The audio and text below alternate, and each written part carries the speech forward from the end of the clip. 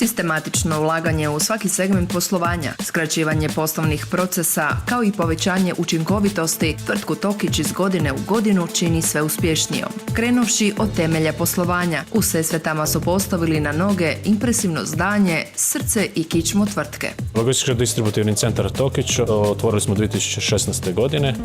Prostire se na 24.000 kvadratnih metara, kapacitete je za 350.000 različitih artikala. Noćna distribucija robe radi se na preko 100 isporučnih mjesta kupaca. Od narudžbe do isporuke prođe svega 12 sati za područje cijele Hrvatske. Ovaj logističko-distributivni centar jamstvo učinkovitosti svakog pojedinog koraka u poslovanju tvrtke Tokić. On je savršen temelj za napredak kako na domicilnom tržištu, tako i kad je riječ o izvozu, te pravi primjer promišljanja o modernom sustavu distribucije 21. stoljeća.